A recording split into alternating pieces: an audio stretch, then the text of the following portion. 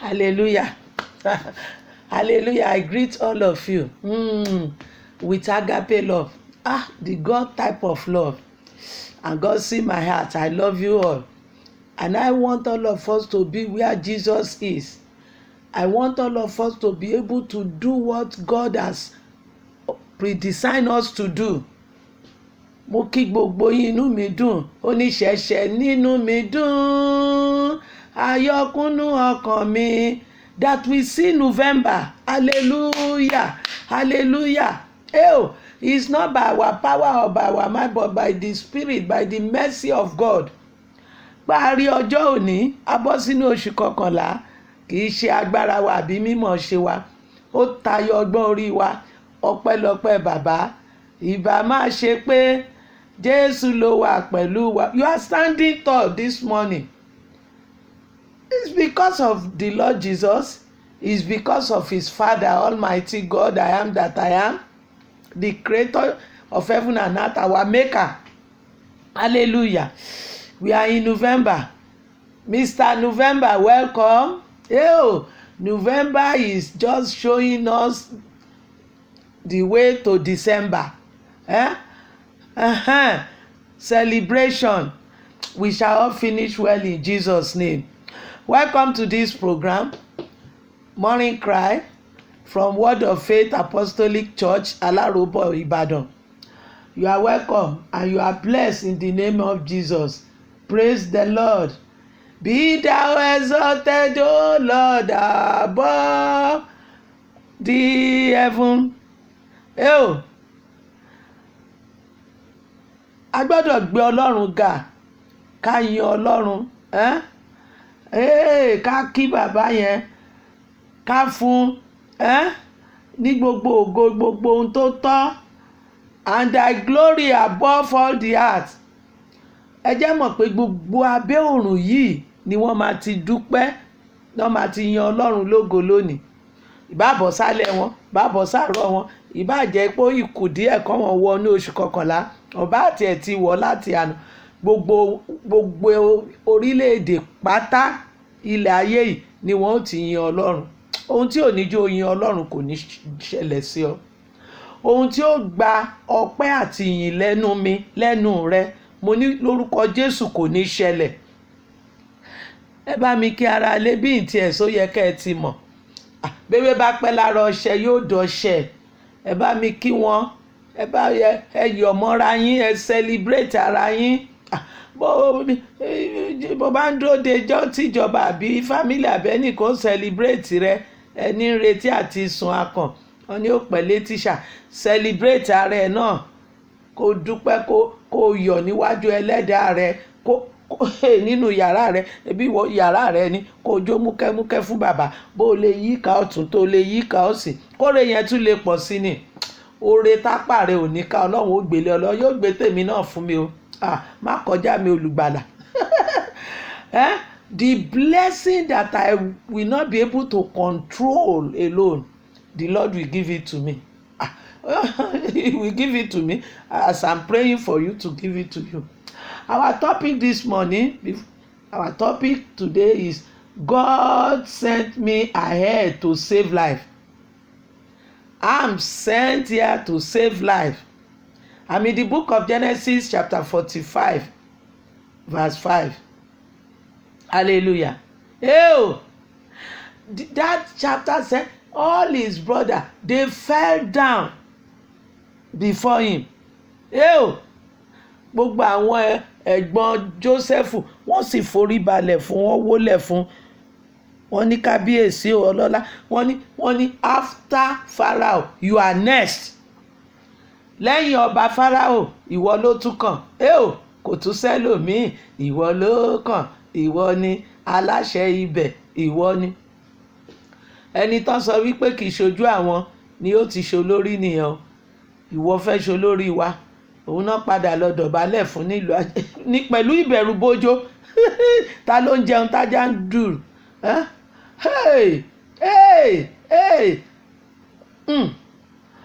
Let us go and greet the Father. Ó lágbára, ó ní agbára. ó ní agbára. Bóyá tó bá more ni ẹni bá more Jésù kó bá mi gbé ga.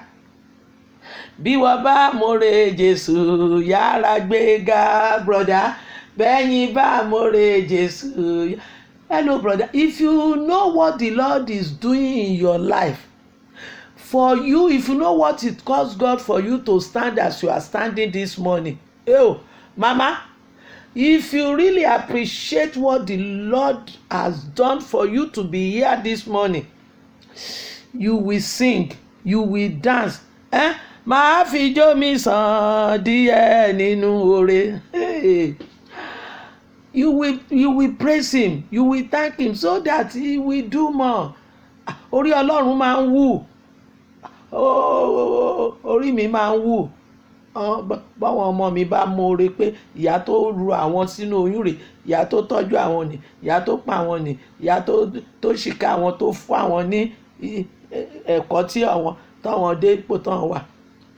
Èmi gan ń gba orí mi pẹ́pẹ́ Ẹlẹ́dàá mi ṣe báyìí fún wọn. Ìtẹ́ wọn yóò ga ju tàwọn òbí lọ.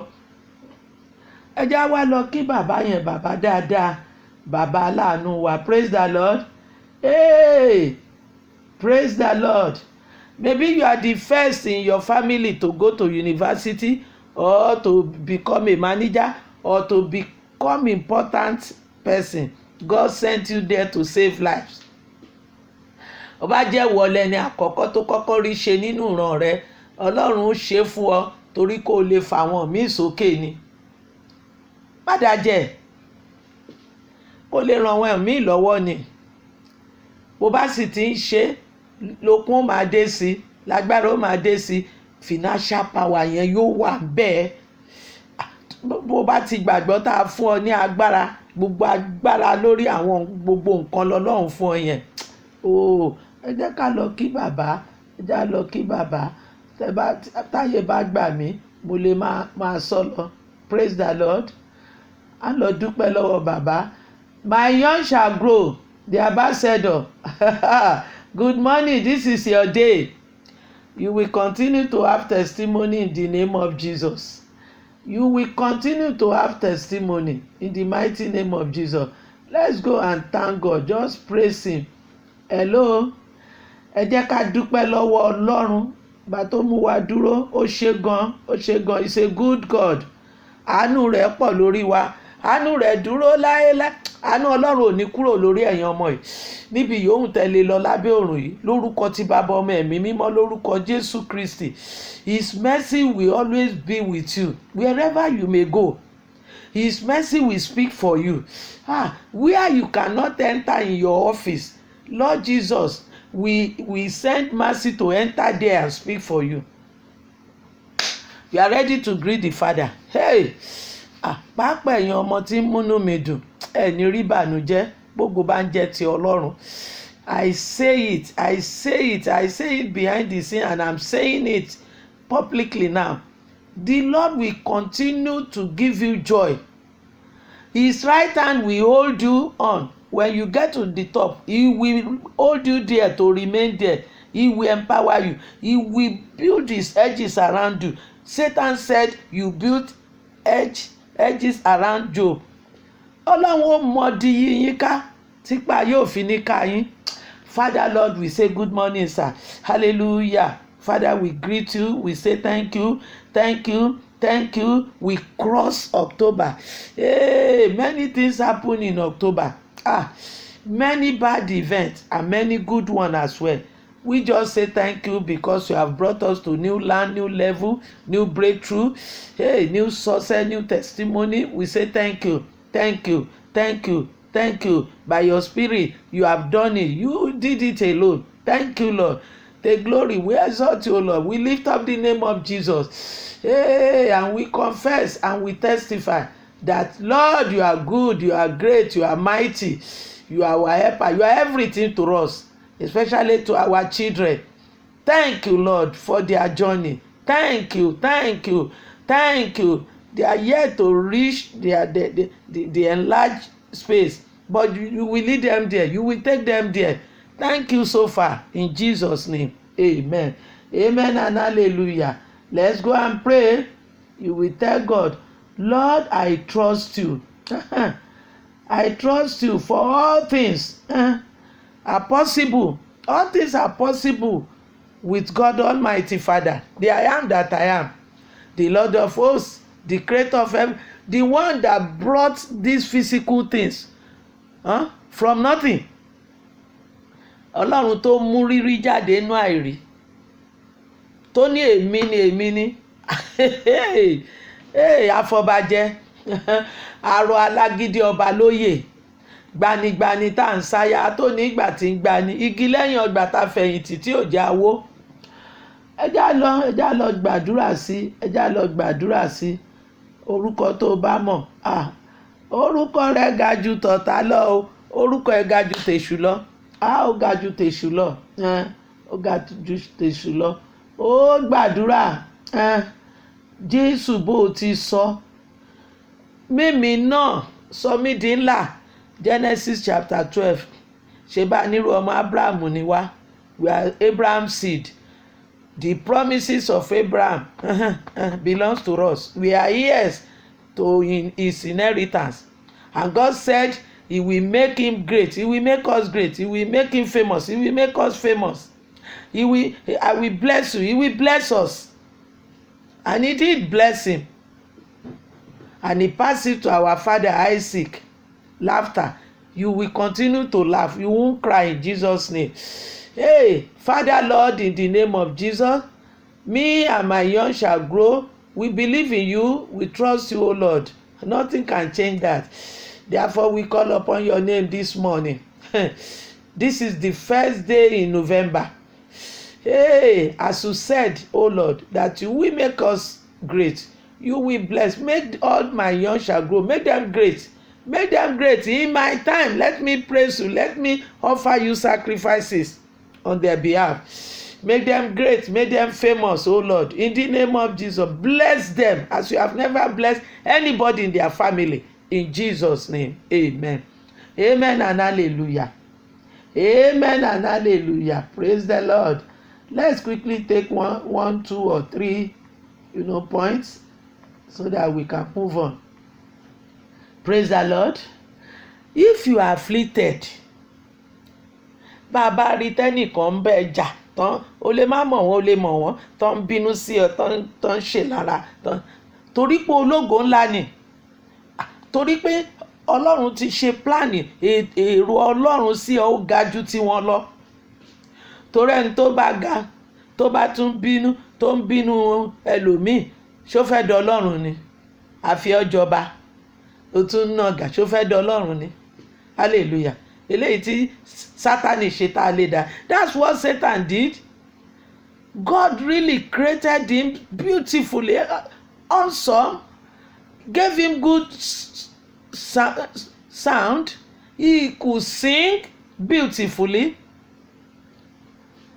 God really decorated him, and yet he still wants his throne. I want to be with and it caused confusion. And he was sent down. He was defeated. Hello, my children. Ṣẹ́yìn ọmọ mi ń gbọ́? Yóò dáa fún yín. Ó ní ẹ sọ fólódodo pé yóò dáa fún yín. Yóò dáa fẹ́yìn ọmọ yìí. Pápá ẹ̀yin tẹ́ ẹ mọ̀ọ́re, yóò dáa fún yín. Lórúkọ Jésù, ẹ máa mú ni. Ẹ máa mówó nú owó, àárín owó lẹ ti máa mú. Lórúkọ Jésù, ẹ̀yin ò ní jèrún. Ẹ ní jèrún. Ọmọ tábìlì ni yín. Bẹ́ẹ̀ bá bẹ́ẹ̀ nìkan bínú yín, oyè yẹn ló yẹ kẹ́ múra sádùúrà kẹ́ ti mọ̀ pé ògo yín ga nìyẹn. Ògo yìí, Olúwa ayé ògo yìí kò ní bàjẹ́. That glory the Lord has put on you, nothing will destroy you in the name of Jesus. We seal it up with the anointing of God. With the blood of Jesus, we seal that your destiny. We seal it up. Number 2, you have been given power. John chapter 1 verse 12. You have the power to succeed, power to thrive, power to face any challenge, any career, and be successful. Power, financial power, you have been given. I have been given. I'm not poor, and you those who know me know I'm not poor. Hallelujah. Hey, and I can never be poor, never. And you, my children, you will never. God himself said it, that there will be no poor among us. You will never poor. You will never lack. Mantere lobo chekele. Lebropo mama. Yay. Number 3, Deuteronomy chapter 15 verse 4. God Almighty himself said, there will be no poverty among you. And I believe him. So far, so good. Hallelujah. Number 4, you must ask for your destiny. Dream. You must be able to dream. You must be able to see vision. God said, I will pour my spirit on these children. You are included. And if you are not dreaming, you are not seeing vision, you are not hearing voice, ask God. The Bible, we have permission, we have open check there. Say, ask and ye shall receive. Ask God, Lord, I don't want to be empty barrel. I don't just want to be in darkness. I want to see what you are doing. I want to know spirit, what the spirit wants me to do. Hallelujah. Joseph dreamt, and he stood by his dream. Even when Potiphar's wife wanted to lure him out. No way. I know who I am. I know where I'm going. I know the promises of God for me. I know he has good plan for me. I have not reached there, but I will reach there. Ahmed, I'm nothing. Hallelujah. I like it. Oh my show. Is bread and bow down. Read it. Genesis 45.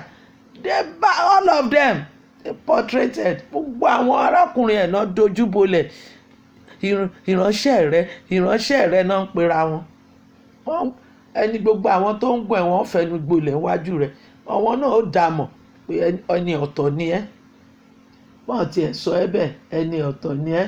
Hallelujah. 3 John is only 1 chapter, verse 2. He said, I am praying, and it is true, I'm praying for you.